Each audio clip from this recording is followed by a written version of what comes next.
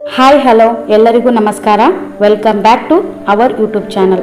So ಇವತ್ತಿನ ಈ ತರಗತಿಯಲ್ಲಿ ಸಾಮಾನ್ಯ ಕನ್ನಡ ವಿಷಯಕ್ಕೆ ಸಂಬಂಧಪಟ್ಟಂತಹ ಪ್ರಮುಖ ಪ್ರಶ್ನೋತ್ತರಗಳನ್ನು ಇಂದಿನ ಈ ತರಗತಿಯಲ್ಲಿ ಸಾಲ್ವ್ ಮಾಡ್ತಾ ಹೋಗೋಣ. ಹಾಗೆ ಇನ್ನೊಂದು ಫ್ರೆಂಡ್ಸ್, ನಿಮ್ಮೆಲ್ಲರ ಕಮೆಂಟ್ಸ್ಗಳು ನೋಡಿ ನನಗೆ ತುಂಬ ಖುಷಿ ಆಯಿತು.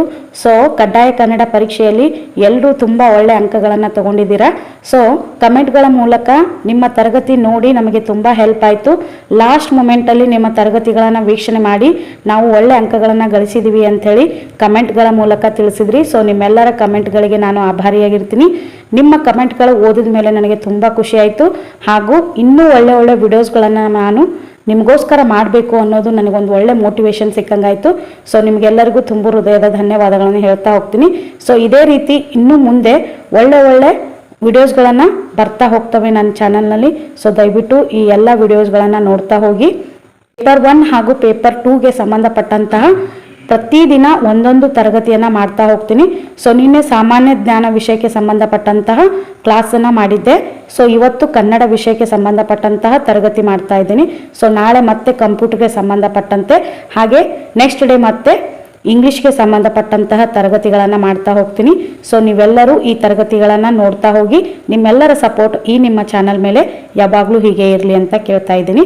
ಸೊ ಇವತ್ತಿನ ಈ ತರಗತಿಯ ಮೊದಲ ಪ್ರಶ್ನೆ ಹೀಗಿದೆ: ಈ ಕೆಳಗಿನವುಗಳಲ್ಲಿ ಅಚ್ಚಗನ್ನಡ ಪದ ಯಾವುದು? ಈ ಕೆಳಗಿನವುಗಳಲ್ಲಿ ಅಚ್ಚಗನ್ನಡ ಪದ ಯಾವುದು? ಮನೆ, ನೌಕರಿ, ಮೇಜು, ಋತು. ಸೊ ಈ ಪ್ರಶ್ನೆಗೆ ಸರಿಯಾದ ಉತ್ತರ ಆಪ್ಷನ್ 1 ಮನೆ. ಈ ಕೆಳಗಿನವುಗಳಲ್ಲಿ ಅಚ್ಚಗನ್ನಡ ಪದ ಯಾವುದು ಅಂದರೆ ಮನೆ. ಮನೆ ಅನ್ನುವಂಥದ್ದು ಅಚ್ಚಗನ್ನಡ ಪದವಾಗಿದೆ. ಇನ್ನು ನೌಕರಿ ಅನ್ನುವಂಥ ಪದ ಯಾವ ಭಾಷೆಯಿಂದ ಕನ್ನಡಕ್ಕೆ ಬಂದಿದೆ ಅಂದರೆ ಇದು ಪಾರ್ಸಿ ಅಥವಾ ಪರ್ಷಿಯನ್ ಪದವಾಗಿದೆ. ನೌಕರಿ ಅನ್ನೋದು ಪಾರ್ಸಿ ಭಾಷೆ ಅಥವಾ ಪರ್ಷಿಯನ್ ಭಾಷೆಯಿಂದ ಬಂದಂತಹ ಪದವಾಗಿದೆ. ಇನ್ನು ನೆಕ್ಸ್ಟ್ ಮೇಜು ಅನ್ನೋದು ಇದು ಪೋರ್ಚುಗೀಸ್ ಪದವಾಗಿದೆ. ಮೇಜು ಅನ್ನೋದು ಇದು ಪೋರ್ಚುಗೀಸ್ ಪದವಾಗಿದೆ. ಇನ್ನು ಋತು ಅನ್ನೋದು ಕೂಡ ಪೋರ್ಚುಗೀಸ್ ಪದವಾಗಿದೆ. ಸೊ ಮನೆ ಅನ್ನೋದು ಅಚ್ಚಗನ್ನಡ ಪದ, ನೌಕರಿ ಅನ್ನೋದು ಪಾರ್ಸಿ ಅಥವಾ ಪರ್ಷಿಯನ್ ಪದ, ಮೇಜು ಅನ್ನೋದು ಪೋರ್ಚುಗೀಸ್ ಪದ, ಋತು ಅನ್ನೋದು ಕೂಡ ಪೋರ್ಚುಗೀಸ್ ಪದವಾಗಿದೆ. ನೆಕ್ಸ್ಟ್ ಪ್ರಶ್ನೆ, ಎರಡನೇ ಪ್ರಶ್ನೆ: ಕಸ್ತೂರಿ ಪದದ ತದ್ಭವ ರೂಪ ಯಾವುದು? ಕಸ್ತೂರಿ ಪದದ ತದ್ಭವ ರೂಪ ಯಾವುದು? ತುತ್ತೂರಿ, ಕತ್ತರಿ, ಕತ್ತೂರಿ, ಕಸೂರಿ. ಸೊ ಈ ಪ್ರಶ್ನೆಗೆ ಸರಿಯಾದ ಉತ್ತರ ಆಪ್ಷನ್ 3 ಕತ್ತೂರಿ.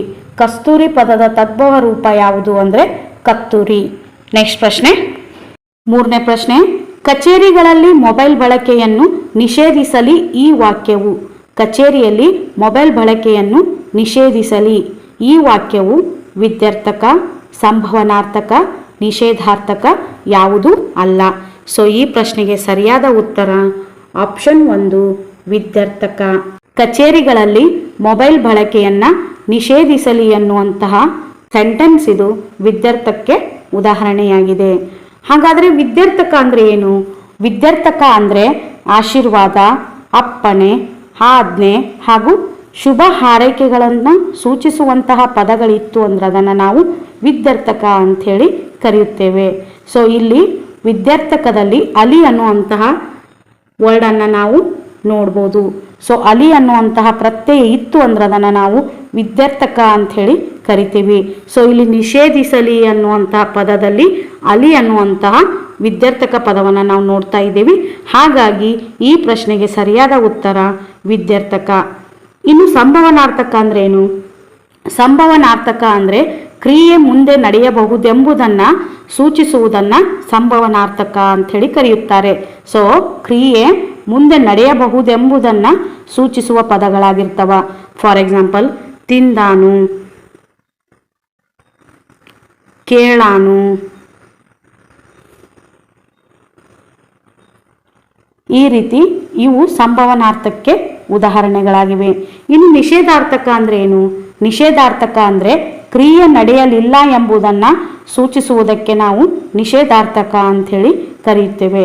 ಫಾರ್ ಎಕ್ಸಾಂಪಲ್ ನೋಡನು, ತಿನ್ನನು, ಬಾರನು, ವಿದ್ಯಾರ್ಥಕ ಅಂದರೆ ಅಲ್ಲಿ ಆಜ್ಞೆ ಇರಬೇಕು, ಅಪ್ಪಣೆ ಇರಬೇಕು, ಆಶೀರ್ವಾದ ಇರಬೇಕು. ಅದರ ಜೊತೆಗೆ ಅಲಿ ಅನ್ನುವಂತಹ ಪ್ರತ್ಯಯ ಅಲ್ಲಿ ಇತ್ತು ಅಂದ್ರೆ ಅದನ್ನು ನಾವು ವಿದ್ಯಾರ್ಥಕ ಅಂತ ಹೇಳಿ ಕರಿತೀವಿ. ಸಂಭಾವನಾರ್ಥಕ ಅಂದ್ರೆ ಕ್ರಿಯೆ ಮುಂದೆ ನಡೆಯಬಹುದೆಂಬುದನ್ನು ಹೇಳುವಂತಹ ಪದಗಳಿಗೆ ನಾವು ಸಂಭಾವನಾರ್ಥಕ ಅಂತ ಕರಿತೀವಿ. ಇನ್ನು ನಿಷೇಧಾರ್ಥಕ ಅಂದರೆ ಕ್ರಿಯೆ ನಡೆಯಲಿಲ್ಲ ಎಂಬುದನ್ನು ಸೂಚಿಸುವಂತಹ ಪದಗಳಿಗೆ ನಾವು ನಿಷೇಧಾರ್ಥಕ ಅಂಥೇಳಿ ಕರಿತೀವಿ. ನೆಕ್ಸ್ಟ್ ಪ್ರಶ್ನೆ, 4ನೇ ಪ್ರಶ್ನೆ, ಕೆಳಗಿನವುಗಳಲ್ಲಿ ಸಜಾತಿಯ ಸಂಯುಕ್ತಾಕ್ಷರ ಪದ ಯಾವುದು? ಕೆಳಗಿನವುಗಳಲ್ಲಿ ಸಜಾತಿಯ ಸಂಯುಕ್ತಾಕ್ಷರ ಪದ ಯಾವುದು? ಅಕ್ಷರ, ವಸ್ತ್ರ, ಶಿಕ್ಷಕ, ಚಿಕ್ಕಪ್ಪ. ಸೊ ಈ ಪ್ರಶ್ನೆಗೆ ಸರಿಯಾದ ಉತ್ತರ ಆಪ್ಷನ್ 4 ಚಿಕ್ಕಪ್ಪ. ಕೆಳಗಿನವುಗಳಲ್ಲಿ ಸಜಾತಿ ಸಂಯುಕ್ತಾಕ್ಷರ ಪದ ಯಾವುದು ಅಂದರೆ ಚಿಕ್ಕಪ್ಪ. ಸೊ ಸಜಾತಿ ಸಂಯುಕ್ತಾಕ್ಷರ ಅಂದ್ರೇನು? ಒಂದೇ ಜಾತಿಯ ಒತ್ತಕ್ಷರ ಅಲ್ಲಿ ಬಂತು ಅಂದ್ರೆ ಅದೇ ಜಾತಿಯ ಒತ್ತಕ್ಷರ ಅದು ಹೊಂದಿತ್ತು ಅಂದ್ರೆ ಅದನ್ನು ನಾವು ಸಜಾತಿ ಅಂತ ಹೇಳಿ ಕರಿತೀವಿ. ಇಲ್ಲಿ ಅಕ್ಷರ ಅನ್ನುವಂತಹ ಇದರಲ್ಲಿ ಕೆ ಕ್ಷ ಅನ್ನುವಂತಹ ಒತ್ತಕ್ಷರ ಹೊಂದಿದೆ. ಇನ್ನು ವಸ್ತ್ರ ಅನ್ನುವಂತಹ ಪದದಲ್ಲಿ ಕ ತದೊತ್ತು ಹಾಗೂ ರದೊತ್ತನ್ನು ಹೊಂದಿದೆ. ಇನ್ನು ಶಿಕ್ಷಕ ಅನ್ನುವಂತಹ ಪದದಲ್ಲಿ ಕೆ ಕ್ಷ ಹೊಂದಿದೆ. ಆದರೆ ಚಿಕ್ಕಪ್ಪ ಅನ್ನುವಂಥ ಪದದಲ್ಲಿ ಕೆ ಅದೇ ಜಾತಿಯ ಕ ಅನ್ನುವಂತಹ ಒತ್ತಕ್ಷರ ಹೊಂದಿದೆ, ಕೆ ಅದೇ ಜಾತಿಯ ಪ ಅನ್ನುವಂತಹ ಒತ್ತಕ್ಷರವನ್ನು ಹೊಂದಿದೆ. ಹಾಗಾಗಿ ಸಜಾತಿಯ ಸಂಯುಕ್ತಾಕ್ಷರ ಅಂದ್ರೆ ಅದೇ ಜಾತಿಯ ಒತ್ತಕ್ಷರ ಬಂತು ಅಂದ್ರೆ ಅದನ್ನು ಸಜಾತಿ ಅಂತ ಹೇಳಿ ಕರಿತೀವಿ. ಹಾಗಾಗಿ ಈ ಪ್ರಶ್ನೆಗೆ ಸರಿಯಾದ ಉತ್ತರ ಆಪ್ಷನ್ 4 ಚಿಕ್ಕಪ್ಪ. ನೆಕ್ಸ್ಟ್ ಪ್ರಶ್ನೆ, 5ನೇ ಪ್ರಶ್ನೆ, ಅಷ್ಟೈಶ್ವರ್ಯ ಪದವು ಈ ಸಂಧಿಗೆ ಸೇರಿದ ಪದವಾಗಿದೆ. ಅಷ್ಟೈಶ್ವರ್ಯ ಪದವು ಈ ಸಂಧಿಗೆ ಸೇರಿದಂತಹ ಪದವಾಗಿದೆ. ಎಣ್ ಸಂಧಿ, ವೃದ್ಧಿ ಸಂಧಿ, ಗುಣ ಸಂಧಿ, ಸವರ್ಣ ದೀರ್ಘ ಸಂಧಿ. ಸೊ ಈ ಪ್ರಶ್ನೆಗೆ ಸರಿಯಾದ ಉತ್ತರ ಆಪ್ಷನ್ 2 ವೃದ್ಧಿ ಸಂಧಿ.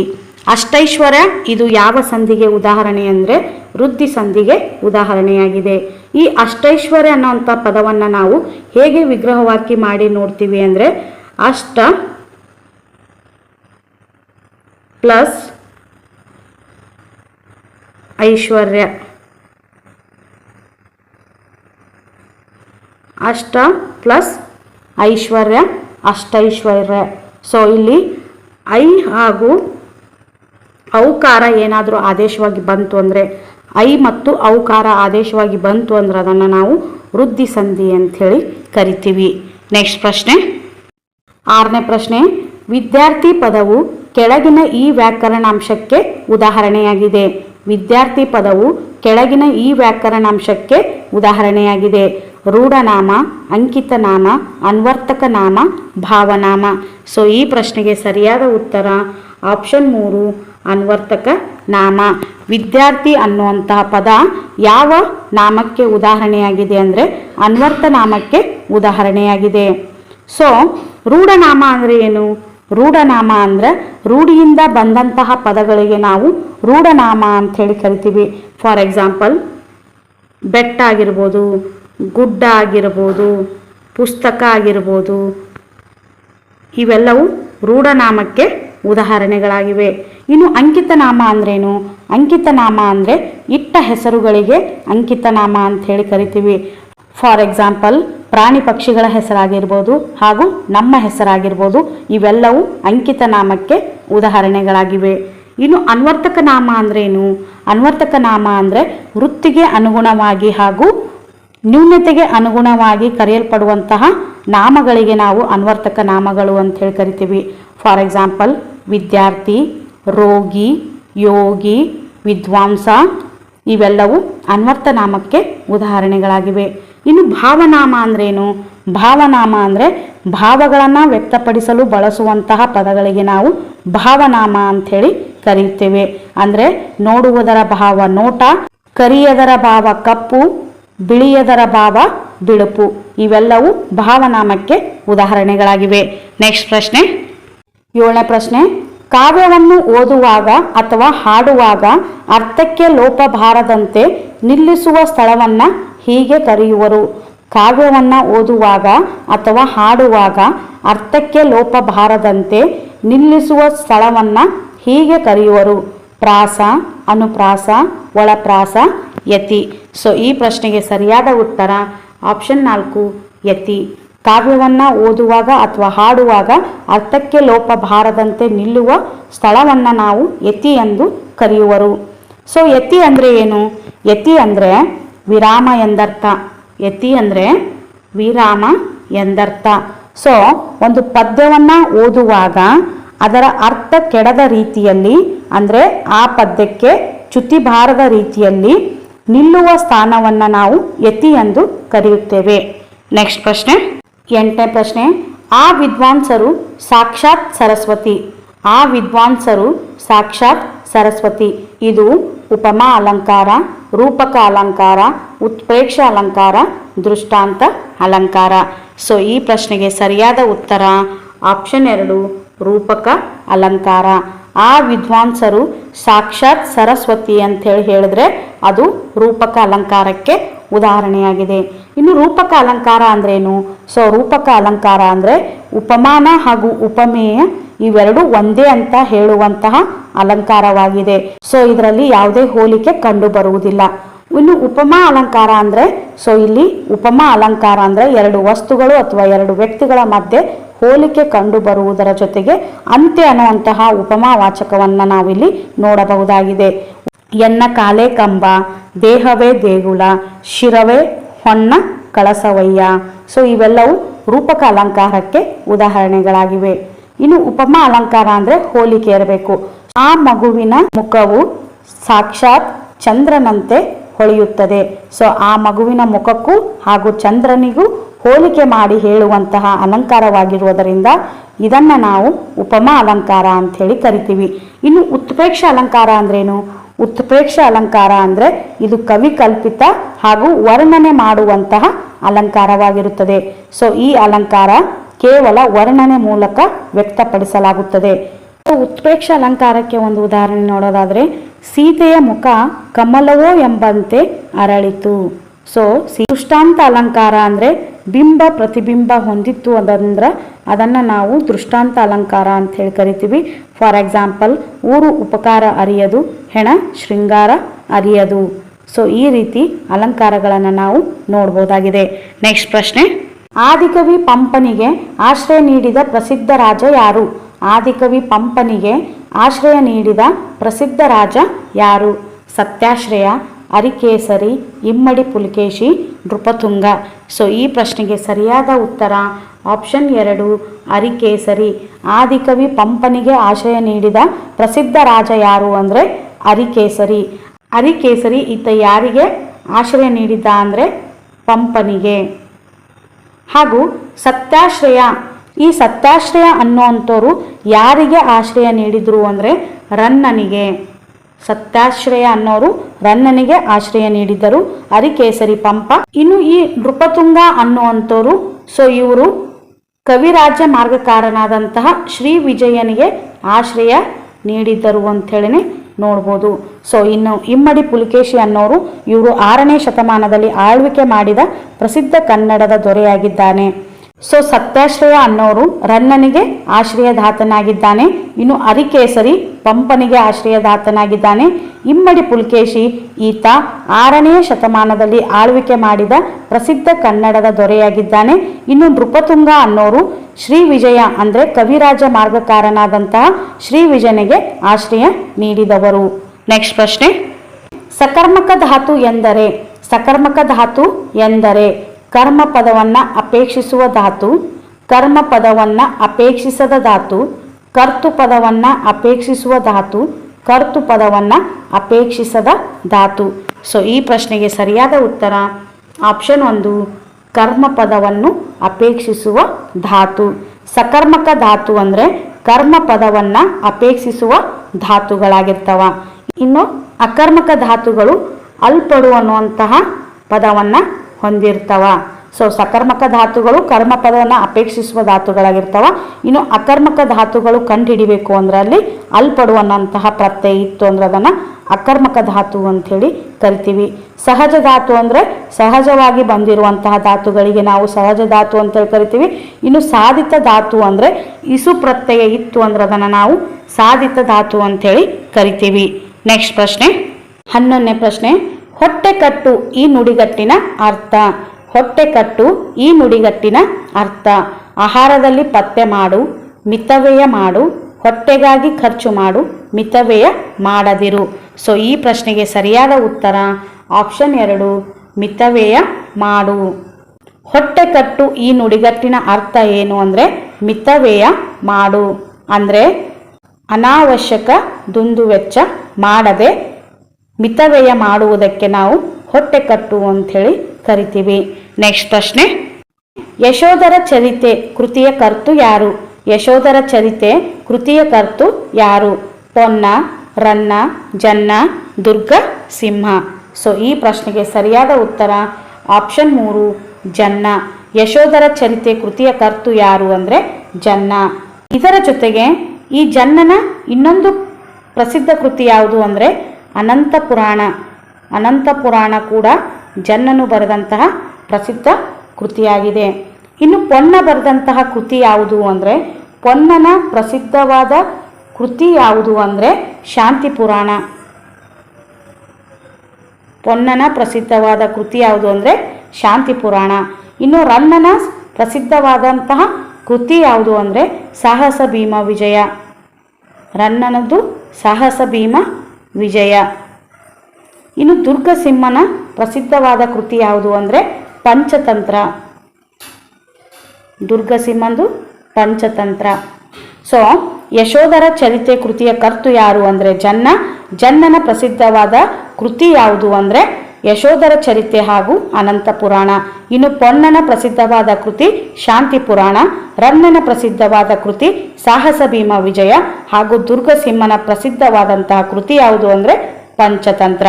ನೆಕ್ಸ್ಟ್ ಪ್ರಶ್ನೆ, 13ನೇ ಪ್ರಶ್ನೆ, ಹಳೆಗನ್ನಡದ ಪಂಚಮಿ ವಿಭಕ್ತಿ ಪ್ರತ್ಯಯ ಯಾವುದು? ಹಳೆಗನ್ನಡದ ಪಂಚಮಿ ವಿಭಕ್ತಿ ಪ್ರತ್ಯಯ ಯಾವುದು? ಆ, ಅತ್ತಣಿಂ, ಅಲ್ಲಿ, ವಳ್. ಸೊ ಈ ಪ್ರಶ್ನೆಗೆ ಸರಿಯಾದ ಉತ್ತರ ಆಪ್ಷನ್ 2 ಅತ್ತಣಿಂ. ಹಳೆಗನ್ನಡದ ಪಂಚಮಿ ವಿಭಕ್ತಿ ಪ್ರತ್ಯಯ ಯಾವುದು ಅಂದರೆ ಅತ್ತಣಿಂ. ಇನ್ನು ಅ ಅನ್ನುವಂತಹ ಇದು ಆ ಇದೆ, ಬಟ್ ಅ ಅನ್ನುವಂತಹ ವಿಭಕ್ತಿ ಪ್ರತ್ಯಯ ಯಾವುದು ಅಂದರೆ ಷಷ್ಠಿ.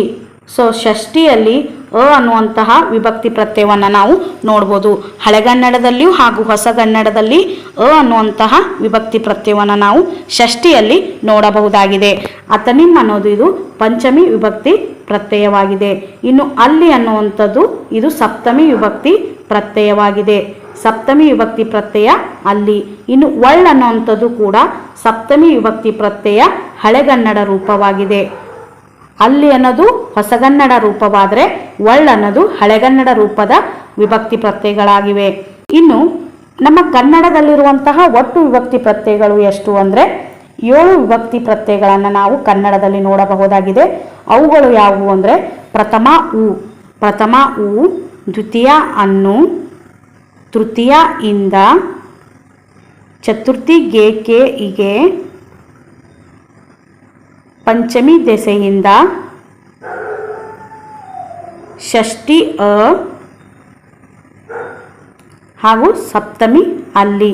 ಈ ರೀತಿ ನಮ್ಮ ಕನ್ನಡದಲ್ಲಿ ಒಟ್ಟು 7 ವಿಭಕ್ತಿ ಪ್ರತ್ಯಯಗಳನ್ನು ನಾವು ನೋಡಬಹುದಾಗಿದೆ. ನೆಕ್ಸ್ಟ್ ಪ್ರಶ್ನೆ, 14ನೇ ಪ್ರಶ್ನೆ, ಚಕ್ರಪಾಣಿ ಪದವು ಈ ಸಮಾಸಕ್ಕೆ ಉದಾಹರಣೆಯಾಗಿದೆ. ಚಕ್ರಪಾಣಿ ಪದವು ಈ ಸಮಾಸಕ್ಕೆ ಉದಾಹರಣೆಯಾಗಿದೆ.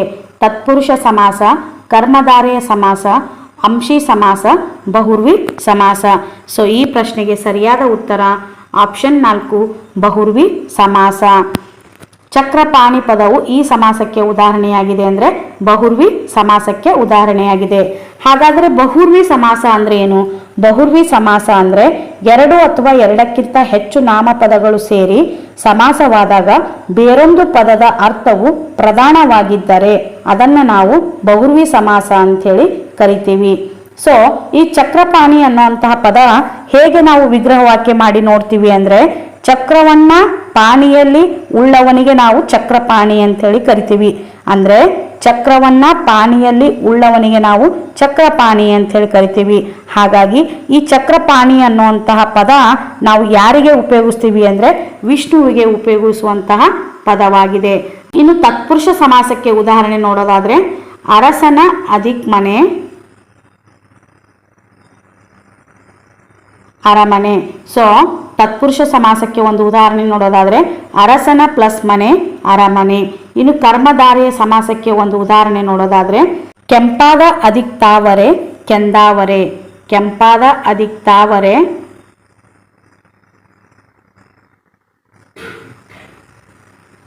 ಕೆಂಪಾದ ಪ್ಲಸ್ ತಾವರೆ ಕೆಂದಾವರೆ. ಇದು ಕರ್ಮಧಾರೆಯ ಸಮಾಸಕ್ಕೆ ಉದಾಹರಣೆಯಾಗುತ್ತೆ. ಇನ್ನು ಅಂಶಿ ಸಮಾಸಕ್ಕೆ ಒಂದು ಉದಾಹರಣೆ ನೋಡೋದಾದ್ರೆ ತಲೆಯ ಅಧಿಕ್ ಮುಂದೆ ಮುಂದೆಲೆ. ತಲೆಯ ಅಧಿಕ್ ಮುಂದೆ ಮುಂದೆಲೆ. ಇದು ಅಂಶಿ ಸಮಾಸಕ್ಕೆ ಉದಾಹರಣೆಯಾಗಿದೆ. ನೆಕ್ಸ್ಟ್ ಪ್ರಶ್ನೆ 15ನೇ ಪ್ರಶ್ನೆ, ಕನ್ನಡ ಸಾಹಿತ್ಯದಲ್ಲಿ ರತ್ನತ್ರೇಯರು ಎಂದು ಪ್ರಸಿದ್ಧರಾದವರು ಯಾರು? ಕನ್ನಡ ಸಾಹಿತ್ಯದಲ್ಲಿ ರತ್ನತ್ರೇಯರು ಎಂದು ಪ್ರಸಿದ್ಧರಾದವರು ಯಾರು? ಇನ್ನು ಆಪ್ಷನ್ ನೋಡೋದಾದ್ರೆ ಶ್ರೀ ವಿಜಯ, ಪಂಪ, ರನ್ನ, ಪಂಪ ಪೊನ್ನ ರನ್ನ, ಪಂಪ ನೃಪತುಂಗ ರನ್ನ, ಶಿವಕೋಟ್ಯಾಚಾರ್ಯ ಪಂಪ ರನ್ನ. ಸೊ ಈ ಪ್ರಶ್ನೆಗೆ ಸರಿಯಾದ ಉತ್ತರ ಆಪ್ಷನ್ 2 ಪಂಪ ಪೊನ್ನ ರನ್ನ. ಕನ್ನಡ ಸಾಹಿತ್ಯದಲ್ಲಿ ರತ್ನತ್ರೇಯರು ಎಂದು ಪ್ರಸಿದ್ಧರಾದವರು ಯಾರು ಅಂದ್ರೆ ಪಂಪ ಪೊನ್ನ ರನ್ನ. ಸೊಪ್ಪು ಸದೆ ಪದವು ಕೆಳಗಿನ ಈ ವ್ಯಾಕರಣಾಂಶಕ್ಕೆ ಸೇರಿದೆ. ಸೊಪ್ಪು ಸದೆ ಪದವು ಕೆಳಗಿನ ಈ ವ್ಯಾಕರಣಾಂಶಕ್ಕೆ ಸೇರಿದೆ. ಜೋಡು ನುಡಿ, ದ್ವಿರುಕ್ತಿ, ಅನುಕರಣಾವ್ಯಯ, ಸಮನಾರ್ಥಕ ಪದ. ಸೊ ಈ ಪ್ರಶ್ನೆಗೆ ಸರಿಯಾದ ಉತ್ತರ ಆಪ್ಷನ್ 1 ಜೋಡು ನುಡಿ. ಸೊಪ್ಪು ಸದೆ ಪದವು ಕೆಳಗಿನ ಈ ವ್ಯಾಕರಣಾಂಶಕ್ಕೆ ಸೇರಿದೆ ಅಂದ್ರೆ ಜೋಡು ನುಡಿಗೆ ಸೇರಿದೆ. ಸೊ ಜೋಡು ನುಡಿ ಅಂದ್ರೆ ಏನು? ಜೋಡು ನುಡಿ ಅಂದ್ರೆ ಜೋಡಿಯಾಗಿ ಬರುವಂತಹ ನುಡಿಗಳಿಗೆ ನಾವು ಜೋಡು ನುಡಿ ಅಂತ ಹೇಳಿ ಕರಿತೀವಿ. ಇನ್ನು ದ್ವಿರುಕ್ತಿ ಅಂದ್ರೆ ಏನು? ಒಂದೇ ಪದ 2 ಸಾರಿ ಬಳಕೆಗೆ ಬಂತು ಅಂದ್ರೆ ಅದನ್ನ ದ್ವಿರುಕ್ತಿ ಅಂತ ಹೇಳಿ ಕರಿತೀವಿ. ಬೇಗ ಬೇಗ, ಹಾಕು ಹಾಕು, ಸಾಕು ಸಾಕು, ಮೆಲ್ಲಗೆ ಮೆಲ್ಲಗೆ, ಮೆಲ್ಲ ಮೆಲ್ಲಗೆ, ಸುಮ್ಮನೆ ಸುಮ್ಮನೆ, ಸುಮ್ಮ ಸುಮ್ಮನೆ, ಮೊದಲು ಮೊದಲು, ಮೊಟ್ಟ ಮೊದಲು, ಇವೆಲ್ಲವೂ ದ್ವಿರುಕ್ತಿ ಪದಗಳಿಗೆ ಉದಾಹರಣೆಗಳಾಗಿವೆ. ಇನ್ನು ಅನುಕರಣಾವ್ಯಯ ಅಂದ್ರೆ ಇದು ಕೂಡ ಒಂದೇ ಪದ 2 ಸಾರಿ ಬಳಕೆಗೆ ಇರುತ್ತಾ, ಆದರೆ ಇದಕ್ಕೆ ಯಾವುದೇ ಅರ್ಥ ಇರಲ್ಲ. ಅನುಕರಣೆ ಮಾಡಿ ಹೇಳಲು ಬಳಸುವಂತಹ ಪದಗಳಾಗಿರ್ತವ. ಹಾಗಾಗಿ ಇವುಗಳು ಯಾವುದೇ ಅರ್ಥವನ್ನ ಹೊಂದಿರೋದಿಲ್ಲ. ಹಾಗಾಗಿ ಇವುಗಳಿಗೆ ನಾವು ಅನುಕರಣಾವ್ಯಯ ಅಂತ ಹೇಳಿ ಕರಿತೀವಿ. ಫಾರ್ ಎಕ್ಸಾಂಪಲ್ ಜುಳು ಜುಳು, ರಪ ರಪ, ಪಟ ಪಟ, ಸುಯ್ಯನೆ, ಇವೆಲ್ಲವೂ ಅನುಕರಣಾವ್ಯಯಕ್ಕೆ ಉದಾಹರಣೆಗಳಾಗಿವೆ. ನೆಕ್ಸ್ಟ್ ಪ್ರಶ್ನೆ 17ನೇ ಪ್ರಶ್ನೆ, ಕನ್ನಡ ವರ್ಣಮಾಲೆಯಲ್ಲಿರುವ ವರ್ಗೀಯ ವ್ಯಂಜನಗಳ 1ನೇ ಮತ್ತು 3ನೇ ಅಕ್ಷರಗಳು. ಕನ್ನಡ ವರ್ಣಮಾಲೆಯಲ್ಲಿರುವ ವರ್ಗೀಯ ವ್ಯಂಜನಗಳ 1ನೇ ಮತ್ತು 3ನೇ ಅಕ್ಷರಗಳು ಅನುನಾಸಿಕಗಳು, ಮಹಾಪ್ರಾಣಗಳು, ಅಲ್ಪ ಪ್ರಾಣಗಳು ಹಾಗೂ ಯೋಗವಾಹಗಳು. ಸೊ ಈ ಪ್ರಶ್ನೆಗೆ ಸರಿಯಾದ ಉತ್ತರ ಆಪ್ಷನ್ 3 ಅಲ್ಪ ಪ್ರಾಣಗಳು. ಕನ್ನಡ ವರ್ಣಮಾಲೆಯಲ್ಲಿರುವಂತಹ ವರ್ಗೀಯ ವ್ಯಂಜನಗಳ 1ನೇ ಮತ್ತು 3ನೇ ಅಕ್ಷರಗಳು ಅಲ್ಪ ಪ್ರಾಣಗಳಾಗಿರ್ತವ. ಸೊ ಅಲ್ಪ ಪ್ರಾಣ ಅಂದ್ರೆ ಏನು? ಅಲ್ಪ ಪ್ರಾಣ ಅಂದ್ರೆ ಕಡಿಮೆ ಉಸಿರಿನಿಂದ ಉಚ್ಚರಿಸಲ್ಪಡುವಂತಹ ಅಕ್ಷರಗಳಿಗೆ ನಾವು ಅಲ್ಪ ಪ್ರಾಣ ಅಂತ ಹೇಳಿ ಕರಿತೀವಿ. ಅಲ್ಪ ಪ್ರಾಣಾಕ್ಷರಗಳು ಎಷ್ಟದಾವ ಅಂದ್ರೆ 10 ಅಲ್ಪ ಪ್ರಾಣಗಳನ್ನು ನಾವು ನೋಡಬಹುದು. ಅವುಗಳು ಯಾವುವು ಅಂದ್ರೆ ಕ ಆಗಿರ್ಬೋದು, ಚ ಆಗಿರ್ಬೋದು, ತ ಆಗಿರ್ಬೋದು. ಸೊ ಈ ರೀತಿ ವರ್ಗೀಯ ವ್ಯಂಜನದ 1ನೇ ಮತ್ತು 3ನೇ ಅಕ್ಷರಗಳು ಅಲ್ಪ ಪ್ರಾಣಾಕ್ಷರಗಳಾಗಿರ್ತವ. ನೆಕ್ಸ್ಟು ಮಹಾಪ್ರಾಣಗಳು ಅಂದ್ರೇನು? ಮಹಾಪ್ರಾಣಗಳು ಅಂದರೆ ಹೆಚ್ಚು ಉಸಿರಿನಿಂದ ಉಚ್ಚರಿಸಲ್ಪಡುವಂತಹ ಅಕ್ಷರಗಳಿಗೆ ನಾವು ಮಹಾಪ್ರಾಣಾಕ್ಷರಗಳು ಅಂತ ಹೇಳಿ ಕರಿತೀವಿ. ಇವು ಕೂಡ 10 ಮಹಾಪ್ರಾಣಗಳು ಕನ್ನಡ ವರ್ಣಮಾಲೆಯಲ್ಲಿ ನೋಡಬಹುದಾಗಿದೆ. ಅವುಗಳು ಯಾವುವು ಅಂದರೆ ಖ ಆಗಿರ್ಬೋದು, ಛ ಆಗಿರ್ಬೋದು, ಥ ಆಗಿರ್ಬೋದು. ಈ ರೀತಿ 2ನೇ ಹಾಗೂ 4ನೇ ಅಕ್ಷರಗಳಿಗೆ ನಾವು ಮಹಾಪ್ರಾಣಾಕ್ಷರಗಳು ಅಂಥೇಳಿ ಕರಿತೀವಿ. ಇನ್ನು ಅನುನಾಸಿಕಗಳು ಅಂದ್ರೆ ಮೂಗಿನ ಸಹಾಯದಿಂದ ಉಚ್ಚರಿಸಲ್ಪಡುವಂತಹ ಅಕ್ಷರಗಳಿಗೆ ನಾವು ಅನುನಾಸಿಕಗಳು ಅಂತೇಳಿ ಕರಿತೀವಿ. ಅನುನಾಸಿಕಗಳು ಎಷ್ಟದಾವ ಅಂದರೆ 5 ಅನುನಾಸಿಕಗಳನ್ನು ನಾವು ಕನ್ನಡ ವರ್ಣಮಾಲೆಯಲ್ಲಿ ನೋಡಬಹುದಾಗಿದೆ. ಇನ್ನು ಯೋಗವಾಹಗಳು ಎಷ್ಟದಾವ ಅಂದರೆ ಕನ್ನಡದಲ್ಲಿ 2 ಯೋಗವಾಹಗಳನ್ನು ನಾವು ನೋಡ್ಬೋದು. ಅವುಗಳು ಯಾವುವು ಅಂದರೆ ಅನುಸ್ವರ ಅಂ, ವಿಸರ್ಗ ಅಹ. ಇವು 2 ಕನ್ನಡದಲ್ಲಿರುವಂತಹ ಯೋಗವಾಹಗಳಾಗಿವೆ. ನೆಕ್ಸ್ಟ್ ಪ್ರಶ್ನೆ 18ನೇ ಪ್ರಶ್ನೆ, ಕನ್ನಡದ ಮೊಟ್ಟ ಮೊದಲ ರಾಷ್ಟ್ರಕವಿ ಯಾರು? ಕನ್ನಡದ ಮೊಟ್ಟ ಮೊದಲ ರಾಷ್ಟ್ರಕವಿ ಯಾರು? Panje Mangesharaya, M Govinda Pai, Kuvempu, GS Shivarudrappa. So ಈ ಪ್ರಶ್ನೆಗೆ ಸರಿಯಾದ ಉತ್ತರ ಆಪ್ಷನ್ 2 ಎಂ ಗೋವಿಂದ ಪೈ. ಕನ್ನಡದ ಮೊಟ್ಟ ಮೊದಲ ರಾಷ್ಟ್ರಕವಿ ಯಾರು ಅಂದರೆ ಎಂ ಗೋವಿಂದ ಪೈ. ಎಂ ಗೋವಿಂದ ಪೈ ಅವರಿಗೆ ಕನ್ನಡದಲ್ಲಿ ಮೊಟ್ಟ ಮೊದಲ ಬಾರಿಗೆ ರಾಷ್ಟ್ರಕವಿ ಅಂಥೇಳಿ ಗೌರವವನ್ನು ನೀಡಲಾಯಿತು. ಸೊ ಈ ರಾಷ್ಟ್ರಕವಿ ಅನ್ನುವಂತಹ ಗೌರವವನ್ನು ಎಂ ಗೋವಿಂದ ಪೈ ಅವರಿಗೆ ಮದ್ರಾಸ್ ಸರ್ಕಾರ ನೀಡಿತು. ಯಾವ ಸರ್ಕಾರ ನೀಡಿತು ಅಂದರೆ ಮದ್ರಾಸ್ ಸರ್ಕಾರ. ಕನ್ನಡದ ಮೊಟ್ಟ ಮೊದಲ ರಾಷ್ಟ್ರಕವಿ ಯಾರು ಅಂದರೆ ಎಂ ಗೋವಿಂದ ಪೈ. ಇವರಿಗೆ ಈ ಗೌರವವನ್ನು ನೀಡಿದಂತಹ ಸರ್ಕಾರ ಯಾವುದು ಅಂದರೆ ಮದ್ರಾಸ್ ಸರ್ಕಾರ. ಇನ್ನು ಎರಡನೇ ರಾಷ್ಟ್ರಕವಿ ಯಾರು ಅಂದರೆ ಕುವೆಂಪು. ಎರಡನೇ ರಾಷ್ಟ್ರಕವಿ ಯಾರು ಅಂದರೆ ಕುವೆಂಪು. ಇನ್ನು ಮೂರನೇ ರಾಷ್ಟ್ರಕವಿ ಯಾರು ಅಂದರೆ ಜಿ.ಎಸ್. ಶಿವರುದ್ರಪ್ಪ. ಕುವೆಂಪು ಹಾಗೂ ಜಿ.ಎಸ್. ಶಿವರುದ್ರಪ್ಪನವರಿಗೆ ಕರ್ನಾಟಕ ಸರ್ಕಾರ ರಾಷ್ಟ್ರಕವಿ ಅನ್ನುವಂತಹ ಗೌರವವನ್ನು ನೀಡಲಾಯಿತು. ನೆಕ್ಸ್ಟ್ ಪ್ರಶ್ನೆ 19ನೇ ಪ್ರಶ್ನೆ. ಶಾಂತಲಾದೇವಿಯು ನಗರ ಪ್ರದಕ್ಷಿಣೆಗೆ ಹೊರಟಾಗ ಅವಳ ಜೊತೆಯಲ್ಲಿ ಯುವರಾಜ ಉದಯಾದಿತ್ಯನು ಹೋದನು. ಈ ವಾಕ್ಯದಲ್ಲಿರುವಂತಹ ಸರ್ವನಾಮ ಯಾವುದು? ಸೊ ಇನ್ನೊಂದು ಸಾರಿ ರಿಪೀಟ್ ಮಾಡ್ತೀನಿ ನೋಡಿ ಫ್ರೆಂಡ್ಸ್. ಶಾಂತಲಾದೇವಿಯು ನಗರ ಪ್ರದಕ್ಷಿಣೆಗೆ ಹೊರಟಾಗ ಅವಳ ಜೊತೆಯಲ್ಲಿ ಯುವರಾಜ ಉದಯಾದಿತ್ಯನು ಹೋದನು. ಈ ವಾಕ್ಯದಲ್ಲಿರುವಂತಹ ಸರ್ವನಾಮ ಯಾವುದು? ಆಪ್ಷನ್ ನೋಡೋದಾದರೆ ಹೊರಟಾಗ, ಹೋದನು, ಶಾಂತಲಾದೇವಿ, ಅವಳ. ಸೊ ಈ ಪ್ರಶ್ನೆಗೆ ಸರಿಯಾದ ಉತ್ತರ ಆಪ್ಷನ್ 4 ಅವಳ. ಸೊ ಅವಳ ಅನ್ನೋದು ಇದು ಸರ್ವನಾಮಕ್ಕೆ ಉದಾಹರಣೆಯಾಗಿದೆ. ಸರ್ವನಾಮ ಅಂದರೆ ನಾಮಪದದ ಬದಲಾಗಿ ಬಳಸುವಂತಹ ಪದಗಳಿಗೆ ನಾವು ಸರ್ವನಾಮ ಅಂಥೇಳಿ ಕರಿತೀವಿ. ನೆಕ್ಸ್ಟ್ ಪ್ರಶ್ನೆ 20ನೇ ಪ್ರಶ್ನೆ. ಇವುಗಳಲ್ಲಿ ಕೇಶಿರಾಜನ ಕೃತಿ ಯಾವುದು? ಇವುಗಳಲ್ಲಿ ಕೇಶಿರಾಜನ ಕೃತಿ ಯಾವುದು? ಕಾವ್ಯ ಅಲಂಕಾರ, ಶಬ್ದಮಣಿ ದರ್ಪಣ, ದ್ರವ್ಯಸಾರ, ಸೊಬಗಿನ ಸೋನೆ. ಸೊ ಈ ಪ್ರಶ್ನೆಗೆ ಸರಿಯಾದ ಉತ್ತರ ಆಪ್ಷನ್ 2 ಶಬ್ದಮಣಿ ದರ್ಪಣ. ಕೇಶಿರಾಜನ ಕೃತಿ ಯಾವುದು ಅಂದರೆ ಶಬ್ದಮಣಿ ದರ್ಪಣ. ನೆಕ್ಸ್ಟ್ ಪ್ರಶ್ನೆ 21ನೇ ಪ್ರಶ್ನೆ. ಒಂದು ಪೂರ್ಣ ಕ್ರಿಯಾಪದದೊಂದಿಗೆ ಸ್ವತಂತ್ರವಾಗಿರುವ ವಾಕ್ಯವೇ ಸಂಯೋಜಿತ ವಾಕ್ಯ, ಸಾಮಾನ್ಯ ವಾಕ್ಯ, ಮಿಶ್ರ ವಾಕ್ಯ, ವಿಶೇಷ ವಾಕ್ಯ? ಸೊ ಈ ಪ್ರಶ್ನೆಗೆ ಸರಿಯಾದ ಉತ್ತರ ಆಪ್ಷನ್ 2 ಸಾಮಾನ್ಯ ವಾಕ್ಯ. ಒಂದು ಪೂರ್ಣ ಕ್ರಿಯಾಪದದೊಂದಿಗೆ ಸ್ವತಂತ್ರವಾಗಿರುವ ವಾಕ್ಯವೇ ಸಾಮಾನ್ಯ ವಾಕ್ಯವಾಗಿರುತ್ತದೆ. ನೆಕ್ಸ್ಟ್ ಪ್ರಶ್ನೆ. ಕರ್ನಾಟಕ ಸಂಗೀತದ ಪಿತಾಮಹ ಎಂದು ಪ್ರಸಿದ್ಧರಾದವರು ಯಾರು? ಕರ್ನಾಟಕ ಸಂಗೀತದ ಪಿತಾಮಹ ಎಂದು ಪ್ರಸಿದ್ಧರಾದವರು ಯಾರು? ಕನಕದಾಸರು, ಪುರಂದರದಾಸರು, ಗೋಪಾಲದಾಸರು, ವಿಜಯದಾಸರು? ಸೊ ಈ ಪ್ರಶ್ನೆಗೆ ಸರಿಯಾದ ಉತ್ತರ ಆಪ್ಷನ್ 2 ಪುರಂದರದಾಸರು. ಕರ್ನಾಟಕದ ಸಂಗೀತ ಪಿತಾಮಹ ಎಂದು ಪ್ರಸಿದ್ಧರಾದವರು ಯಾರು ಅಂದರೆ ಪುರಂದರದಾಸರು. ನೆಕ್ಸ್ಟ್ ಪ್ರಶ್ನೆ 23ನೇ ಪ್ರಶ್ನೆ. ಸುಪ್ರಸಿದ್ಧ ಎಂಬುದರ ವಿರುದ್ಧ ಪದ. ಸುಪ್ರಸಿದ್ಧ ಎಂಬುದರ ವಿರುದ್ಧ ಪದ. ಕುಪ್ರಸಿದ್ಧ, ಅಪ್ರಸಿದ್ಧ, ಪ್ರಸಿದ್ಧ, ನ ಪ್ರಸಿದ್ಧ? ಸೊ ಈ ಪ್ರಶ್ನೆಗೆ ಸರಿಯಾದ ಉತ್ತರ ಆಪ್ಷನ್ 1 ಕುಪ್ರಸಿದ್ಧ. ಸುಪ್ರಸಿದ್ಧ ಎಂಬುದರ ವಿರುದ್ಧ ಪದ ಕುಪ್ರಸಿದ್ಧ. ಇನ್ನು ಪ್ರಸಿದ್ಧ ಪದದ ವಿರುದ್ಧ ಪದ ಯಾವುದು ಅಂದರೆ ಅಪ್ರಸಿದ್ಧ. ಪ್ರಸಿದ್ಧ ಪದದ ವಿರುದ್ಧ ಪದ ಅಪ್ರಸಿದ್ಧ. ಪ್ರಸಿದ್ಧ ಪದದ ವಿರುದ್ಧ ಪದ ಅಪ್ರಸಿದ್ಧ. ಸುಪ್ರಸಿದ್ಧ ಪದದ ವಿರುದ್ಧ ಪದ ಕುಪ್ರಸಿದ್ಧ. ನೆಕ್ಸ್ಟ್ ಪ್ರಶ್ನೆ. ಒಬ್ಬರು ಹೇಳಿದ ಮಾತನ್ನು ಯಥಾವತ್ತಾಗಿ ಹೇಳುವಾಗ ಬಳಸುವಂತಹ ಚಿಹ್ನೆ ಯಾವುದು? ಒಬ್ಬರು ಹೇಳಿದ ಮಾತನ್ನು ಯಥಾವತ್ತಾಗಿ ಹೇಳುವಾಗ ಬಳಸುವಂತಹ ಚಿಹ್ನೆ ಯಾವುದು? ಅಲ್ಪ ವಿರಾಮ ಚಿಹ್ನೆ, ವಿವರಣಾತ್ಮಕ ಚಿಹ್ನೆ, ಅರ್ಧ ವಿರಾಮ ಚಿಹ್ನೆ, ವಾಕ್ಯವೇಷ್ಟನ ಚಿಹ್ನೆ? ಸೊ ಈ ಪ್ರಶ್ನೆಗೆ ಸರಿಯಾದ ಉತ್ತರ ಆಪ್ಷನ್ 4 ವಾಕ್ಯವೇಷ್ಟನ ಚಿಹ್ನೆ.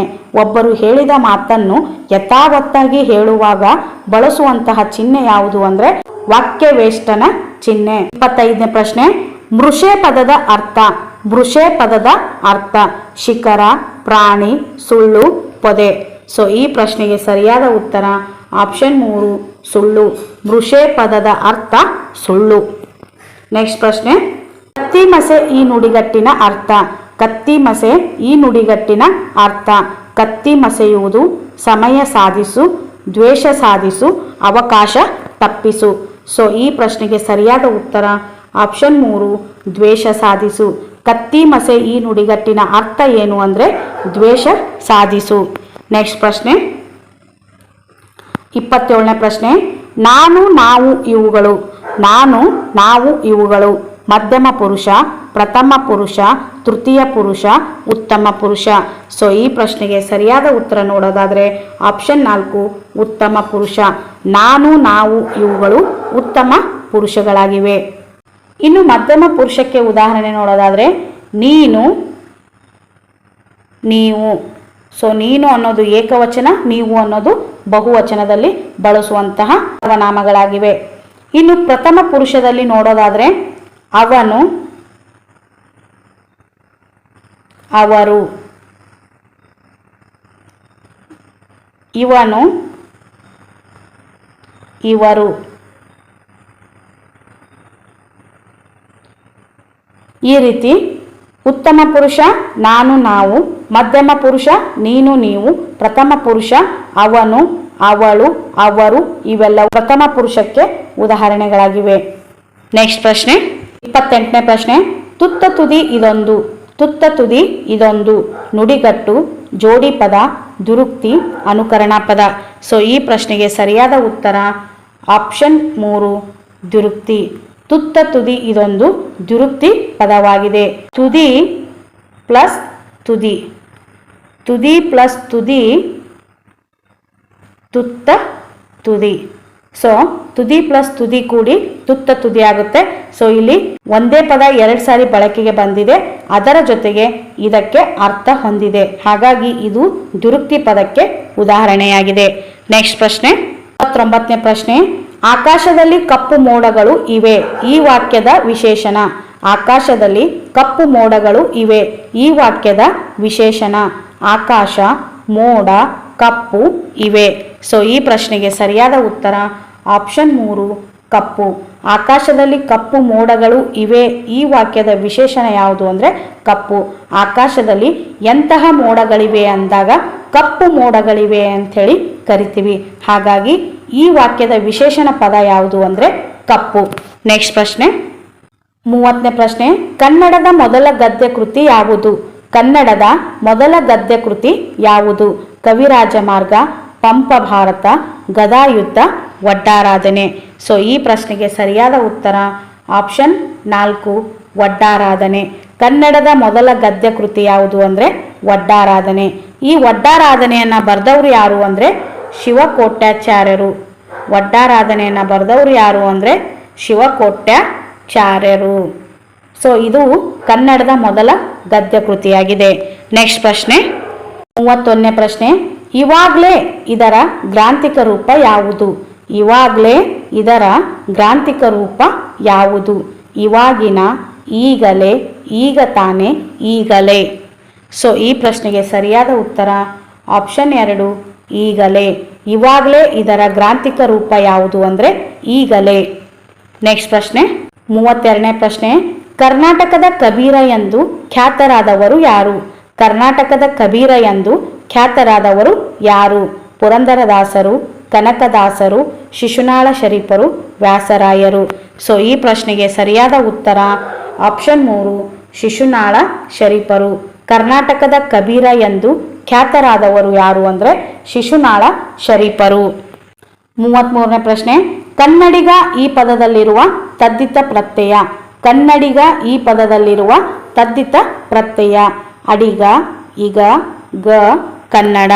ಸೊ ಈ ಪ್ರಶ್ನೆಗೆ ಸರಿಯಾದ ಉತ್ತರ ಆಪ್ಷನ್ 2 ಈಗ. ಕನ್ನಡಿಗ ಈ ಪದದಲ್ಲಿರುವಂತಹ ತದ್ದಿತ ಪ್ರತ್ಯಯ ಯಾವುದು ಅಂದರೆ ಈಗ. ಕನ್ನಡಿಗ ಅನ್ನುವಂಥದ್ರಲ್ಲಿ ತದ್ದಿತ ಪ್ರತ್ಯಯ ಯಾವುದಿದೆ ಅಂದರೆ ಈಗ. ನೆಕ್ಸ್ಟ್ ಪ್ರಶ್ನೆ 34ನೇ ಪ್ರಶ್ನೆ. ಮಾರ್ಜನ್ ಪದದ ತದ್ಭವ. ಮಾರ್ಜನ್ ಪದದ ತದ್ಭವ ಯಾವುದು? ಮಜ್ಜನ, ಮಾರ್ಚಕ, ಮಚ್ಚರ ಯಾವುದೂ ಅಲ್ಲ. ಸೊ ಈ ಪ್ರಶ್ನೆಗೆ ಸರಿಯಾದ ಉತ್ತರ ಆಪ್ಷನ್ 1 ಮಜ್ಜನ. ಮಾರ್ಜನ್ ಪದದ ತದ್ಭವ ಯಾವುದು ಅಂದರೆ ಮಜ್ಜನ. ನೆಕ್ಸ್ಟ್ ಪ್ರಶ್ನೆ 5ನೇ ಪ್ರಶ್ನೆ. ಕ್ರಿಯಾಪದದ ಮೂಲ ರೂಪ ಯಾವುದು? ಕ್ರಿಯಾಪದದ ಮೂಲ ರೂಪ ಯಾವುದು? ಪ್ರಕೃತಿ, ನಾಮ ಪ್ರಕೃತಿ, ಧಾತು, ಪ್ರತ್ಯಯ. ಸೊ ಈ ಪ್ರಶ್ನೆಗೆ ಸರಿಯಾದ ಉತ್ತರ ಆಪ್ಷನ್ 3 ಧಾತು. ಕ್ರಿಯಾಪದದ ಮೂಲ ರೂಪ ಯಾವುದು ಅಂದರೆ ಧಾತು. ಕ್ರಿಯಾಪದ ಅಂದರೆ ಕ್ರಿಯೆಯನ್ನು ಸೂಚಿಸುವಂತಹ ಪದಗಳಿಗೆ ನಾವು ಕ್ರಿಯಾಪದ ಅಂಥೇಳಿ ಕರಿತೀವಿ. ಈ ಕ್ರಿಯಾಪದದ ಮೂಲ ರೂಪ ಯಾವುದು ಅಂದರೆ ಧಾತು. ಇನ್ನು ನಾಮಪದ ಅಂದರೆ ಏನು ಅಂದರೆ ನಾಮಪದ ಅಂದರೆ ವ್ಯಕ್ತಿ ಹಾಗೂ ಪ್ರಾಣಿ ಪಕ್ಷಿಗಳ ಹೆಸರನ್ನು ಸೂಚಿಸುವಂತಹ ಪದಗಳಿಗೆ ನಾವು ನಾಮಪದ ಅಂತ ಹೇಳಿ ಕರಿತೀವಿ. ಈ ನಾಮಪದದ ಮೂಲ ರೂಪವನ್ನು ನಾವು ನಾಮ ಪ್ರಕೃತಿ ಅಂತ ಹೇಳಿ ಕರಿತೀವಿ. ನಾಮಪದದ ಮೂಲ ರೂಪ ಯಾವುದು ಅಂದರೆ ನಾಮ ಪ್ರಕೃತಿ. ಕ್ರಿಯಾಪದದ ಮೂಲ ರೂಪ ಯಾವುದು ಅಂದರೆ ಧಾತು. ಸೊ ಇದಾಗಿತ್ತು ಇಂದಿನ ತರಗತಿ. ಈ ತರಗತಿ ಖಂಡಿತ ನಿಮಗೆ ಇಷ್ಟವಾಗಿದೆ ಅಂತ ಹೇಳಿ ಭಾವಿಸ್ತಾ ಇದ್ದೀನಿ. ಸೊ ಈ ತರಗತಿ ನಿಮಗೆ ಇಷ್ಟವಾದರೆ ಪ್ಲೀಸ್ ನಿಮ್ಮ ಫ್ರೆಂಡ್ ಸರ್ಕಲ್ನಲ್ಲಿ ಯಾರೆಲ್ಲ ಈ ವಿಡಿಯೋನ ವೀಕ್ಷಣೆ ಮಾಡ್ತಾ ಇದ್ರೋ ದಯವಿಟ್ಟು ನಿಮ್ಮ ಫ್ರೆಂಡ್ ಸರ್ಕಲ್ನಲ್ಲಿ ಇಬ್ಬರಿಗಾದರೂ ಈ ವಿಡಿಯೋನ ಶೇರ್ ಮಾಡ್ತಾ ಹೋಗಿ. ಸೊ ಈ ತರಗತಿ ನಿಮಗೆ ಇಷ್ಟವಾದರೆ ಪ್ಲೀಸ್ ಲೈಕ್ ಮಾಡಿ, ಶೇರ್ ಮಾಡಿ ಹಾಗೂ ತಪ್ಪದೆ ಸಬ್ಸ್ಕ್ರೈಬ್ ಮಾಡ್ಕೊಳ್ಳಿ. ಇಲ್ಲಿಯವರೆಗೂ ಈ ತರಗತಿಯನ್ನು ವೀಕ್ಷಣೆ ಮಾಡಿದ ತಮಗೆಲ್ಲರಿಗೂ ಥ್ಯಾಂಕ್ ಯು ಸೋ ಮಚ್.